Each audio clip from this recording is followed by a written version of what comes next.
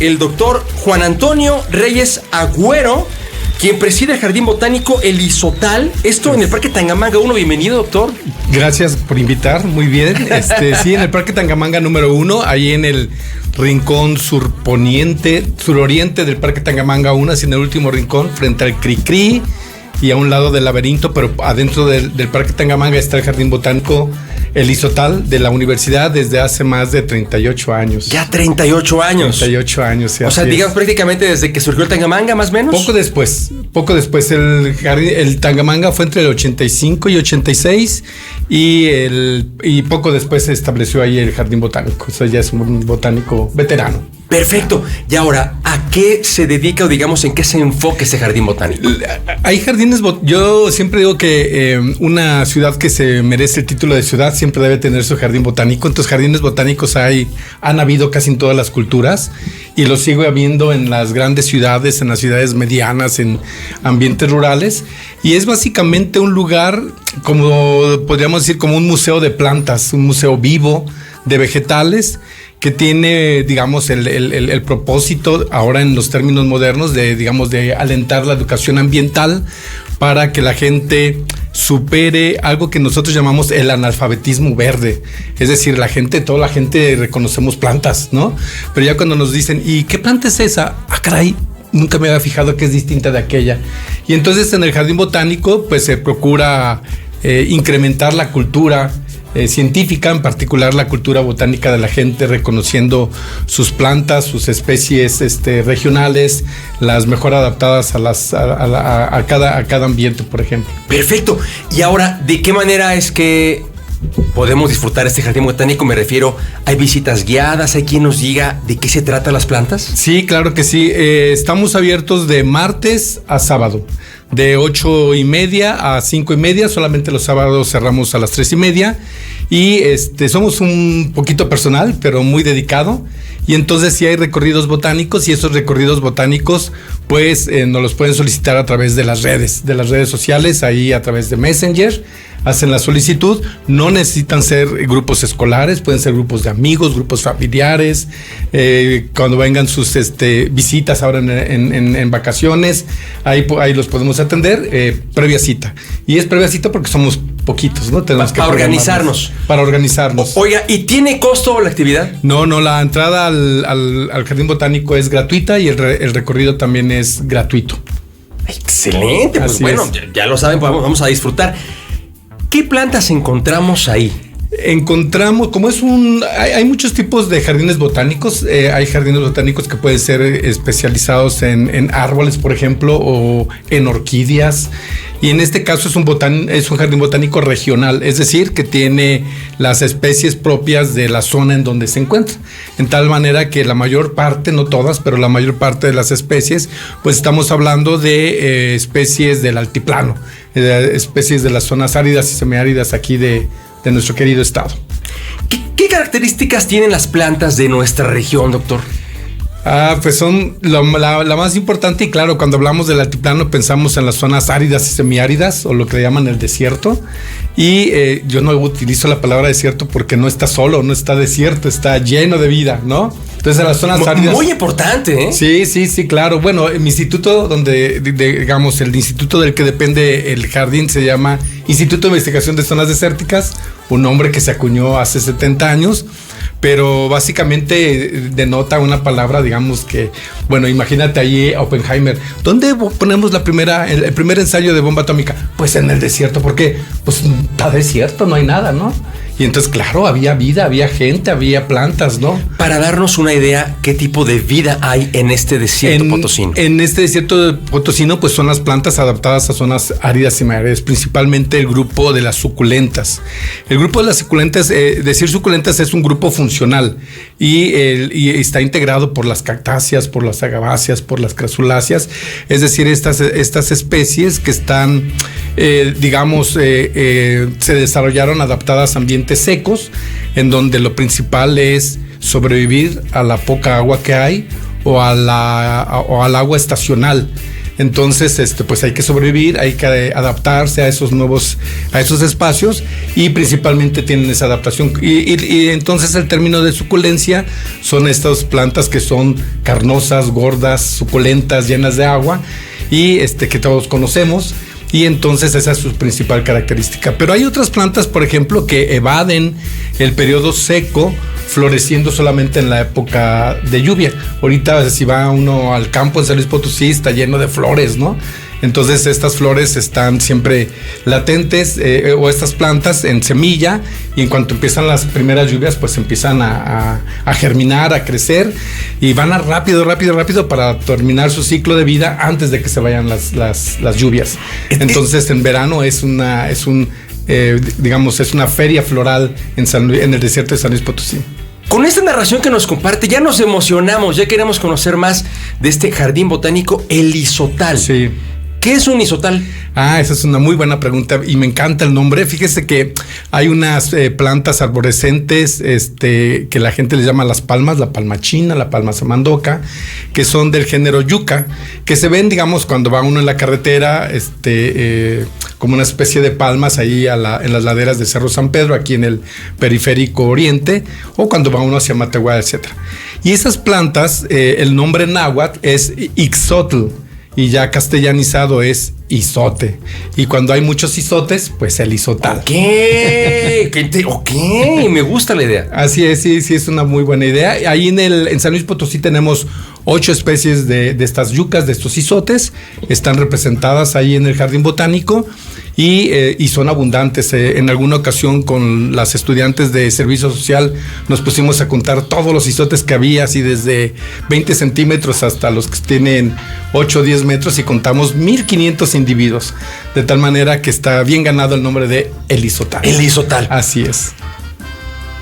Puede parecer una pregunta muy obvia, pero ¿por qué es importante conocer nuestra flora en nuestra región y sobre todo protegerla? Luego uno escucha las noticias de que detuvieron un cargamento con no sé cuántas cactáceas y plantitas de las que hacen efecto. Pero ¿por qué es importante conocerlas y protegerlas? Digamos, en los tiempos actuales hemos llegado a un momento interesante en la cultura científica, no solamente, digamos, de los grupos académicos, sino de la ciudadanía, de reconocer la biodiversidad como un elemento importante de los ecosistemas. Y entonces estas plantas forman parte de esa biodiversidad.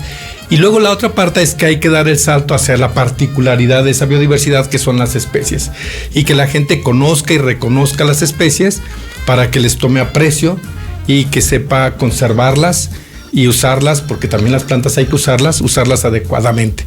Es decir, incrementa, digamos, ese conocimiento, pero a la vez ese reconocimiento a que son nuestras socias en este mundo, coevolucionamos con ellas y hay que conservarlas, ¿no? Mientras haya plantas hay humanos. Entonces es parte de ello. ¿Puede repetir esa frase, por favor? Mientras haya plantas hay humanos. Ahí nomás. Así es. Es que todo está conectado, ¿verdad? Totalmente. La red de la vida, como dicen, ¿no? Así es. Así que ahora sí que vámonos respetando y vamos respetando nuestra flora potosina. Así es. Y la flora de todo el mundo, ¿no? Sí. Entonces, ese es una parte importante, ¿no? Que la gente conozca y reconozca. Hay gente que dice, pues mire que yo viví en mi rancho mucho tiempo y no sabía que esta planta se usaba para esto o que tenía este olor. Porque en el recorrido no solamente es hablar así aburridamente, pues miren, este es Echinocerius cinerances, pues mucho gusto, ¿no? Sino hay que fomentar, miren, este alicoche, la gente le gusta mucho en campo porque produce un fruto así asado. O miren, tome esta hojita del hierbanís y huélanlo, ¿no se les antojaría un té de esta hierba? Entonces va uno tratando de que la planta tenga un significado cultural para la gente, ¿no? Que la acerque. Frecuentemente hacemos también degustaciones de té. Eso ha resultado un éxito dentro de las actividades que hacemos a lo largo del año. Hemos hecho, digamos, la bienvenida a la primavera, la bienvenida al verano. Empezaremos a preparar la bienvenida al otoño. Y una de las cosas que resulta un éxito es la degustación del té. Primero porque es gratis, no lo cobramos. Eso ya está. Ya ayuda. Sí. Y luego, claro, hacemos tés de plantas potosinas que la gente no toma cotidianamente, ¿no? Por ejemplo, un té de hojacé, ¿no? un té. Este té de hoja es una planta muy común en la parte en la parte baja de los valles de San Luis Potosí, y es un té muy especial. Hay otra plantita chiquita que se llama parraleña, que también es deliciosa. Hay una plantita que se llama hierba de San Nicolás, que es mi preferida. Y ahora, riquísimas. De estos tés que nos está compartiendo, sí, ¿qué propiedades tienen? Todas las que quieras, ¿no? Ok, por ejemplo, digamos, en el caso de Crisactinia mexicana o la hierba de San Nicolás, es una planta bien peculiar. La gente incluso la toma primero como un sucedáneo del café. Es decir, la gente en el campo, cuando no tiene ni para Nescafé, esta es una planta ideal. Si los niños o los adultos les da una diarrea de esas de que no me detengan porque ahí voy. Así como ahorita a nuestros amigos gringos. Así es, okay, exactamente. Entonces es un té de hierba de San Nicolás. Para hablar de una planta. Y en campo a esta especie también le llaman la garañona. Y le llaman la garañona porque las mujeres que no pueden concebir, entonces preparan una tina de baño y preparan 2 litros de té y la vierten a la tina. Y entonces la creencia es de que fomenta, digamos, la fertilidad. Y claro, saliendo de la tina hay que tener ahí al esposo, ¿no? Listo para cumplir la receta. Ok, y entonces, señores, vayan por el té, por favor. Ok. Que vayan por las hojas y luego ya preparan su té. Ya cada quien.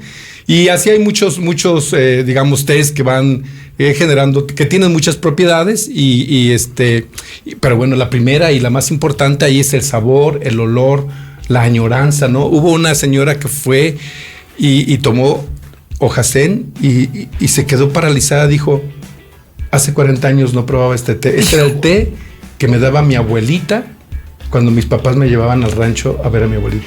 Y desde entonces no lo había vuelto a probar. Eso es maravilloso. Maravilloso. Yo he escuchado la frase de que nuestro olfato y nuestro gusto son la mejor máquina del tiempo, doctor. Totalmente. Sí, lo que dice Joan Manuel Serrat, las cosas que uno cree olvidadas aparecen cuando menos lo esperas. Y esa señora le apareció ahí en la cocina del Jardín Botánico y hasta dijo, pueden llevarme a conocer la planta porque la necesito ver. Y claro, pues ahí está la planta en vivo, ¿no?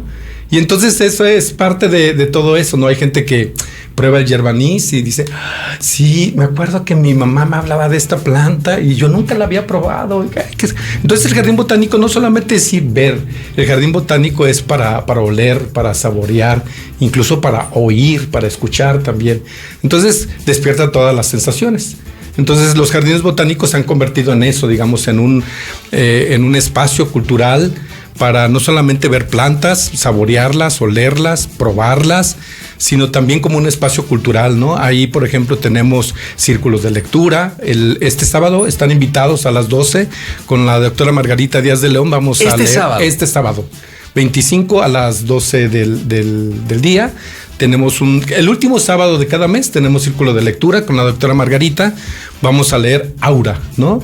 Y hace un mes, el mes pasado leímos Las batallas en el desierto de José Emilio Pacheco. Y luego tenemos también la doctora Sonia, cuando empieza la estación, va al jardín a las 5:45 de la mañana para recibir la nueva estación con unos ejercicios de respiración, así tipo yoga, que son realmente sensacionales. Terminando eso es el avistamiento de aves, para que la gente reconozca las aves que pasan por el jardín, desde colibríes hasta halcones, escucharlos, ¿no? Escucharlos, identificarlos. Eso nos ayuda el doctor Romeo. Y entonces tenemos muchos colegas, muchos amigos, ¿no? Por ejemplo, uno que fue también una sensación hay un cactus rojo que se llama Ferocactus pilosus, y el fruto se llama biznaga lima. Lo pruebas y es un limón, pero es una biznaga. Y entonces la doctora Dalia Flores del Colegio de Posgraduados aquí de Salinas dijo, no hombre, yo te hago un taller para que la gente aprenda a hacer nieve de biznaga lima. Nieve de biznaga lima. Y fue, además de una delicia, un éxito. Y entonces los colegas pues nos van apoyando en pequeños tallercitos de este tipo. Nos hace mucha falta, sin duda, en este mundo procesado, electrónico, el regresar a la naturaleza. Sí. Y el reconocer que tenemos el privilegio de que tenemos el Parque Tangamanga, los parques Tangamanga. Claro. Y dentro del parque, lo que es el Jardín Botánico, el Isotal. Ahí estamos. Que preside el doctor Juan Antonio Reyes Agüero. Para servirles. A quien agradecemos que nos acompañe hoy aquí en Gracias por invitar. Muy bien, gracias a ustedes. Y lo que nos está platicando, además, hay una cosa que hay que reconocer. La pasión, el amor por su trabajo, como nos está compartiendo las cosas, doctor. Sí, y eso nos hace mucha falta. Que le pongamos esa pasión a nuestro trabajo todos. Así es, esa parte, trabajar por trabajar, todos trabajamos. Y por la pasión no hay que esperar un salario, hay que hacerlo porque nace del corazón. En efecto. Y esto que nos platica las experiencias de escuchar las aves, de estar a las 5:45 de la mañana, de lectura, pues recuerda lo que era la vida antes. Así es. Y que pareciera que ya lo olvidamos. Pareciera que así lo olvidamos, ¿no? Se nos olvida que la academia empezó abajo de un árbol, ¿no? Y entonces tenemos que regresar a ese árbol, digamos, lo original es regresar al origen, y el Jardín Botánico te permite regresar a ese lugar a leer abajo de un huizache, de un mezquite, y la sensación es totalmente diferente. Bueno, vamos a vivirlo en el Jardín Botánico, el Isotal. Así es. Dentro del Tangamanga 1. Así es. Bueno, dos cuestiones. El agradecerle a Karina Soltero. Sí, claro. La gestión para que estuviera con nosotros aquí Muchas gracias, el doctor. Karina, sí. Y además que ustedes van a participar en un evento pronto con ella. Así es, el próximo sábado, después de la lectura, nos vamos a mover hacia el corredor cultural de la Calzada de Guadalupe, el corredor Esmeralda, donde nuestra amiga Karina Soltero ha organizado un festival cultural. Ahí vamos a tener un puesto del Jardín Botánico, vamos a tener plantas, vamos a llevar a Igor Junior, que es una planta que está enferma, pero que es esplendorosa, ahí para que lo vean. Y también Igor Junior. Igor, es que el papá se llama Igor, es Igor. Okay. Igor Senior y Igor Junior. Igor Senior está muy grande, pero Igor Junior lo podemos trasladar. Bien. Y entonces para que lo vean. ¿De qué se trata Igor? Igor es una pitaya, es un pitayo como los que ven las pitayas del Valle de Río Verde, ¿no? Es una planta cactácea que da estas frutas pitayas. Y esta planta, este individuo tiene una enfermedad que se llama, que es una planta crestada, que es como si fuera una escultura de crestas de gallo, tipo cactáceas, hay que verla. Y bueno, entonces uno de los jardineros, que es muy habilidoso, tomó una rama de ahí de Igor Senior, lo puso en la maceta y prendió. Y entonces está muy bonito y ese es Igor Junior. Entonces una planta, digamos, que está enferma y da ese aspecto, ¿no? Es una de esas curiosidades botánicas que luego lee uno en el libro, una en un millón, ¿no? Ok. Entonces la podemos ver ahí en el jardín, y en el corredor cultural pues verán una muestra con Igor Junior. Vamos a conocerla, por supuesto. Ojalá, sí. Doctor Juan Antonio Reyes Agüero, por parte del Jardín Botánico El Isotal, muchas gracias por acompañarnos. El agradecido soy yo, gracias por invitar. Bueno, pues hasta aquí llegamos con este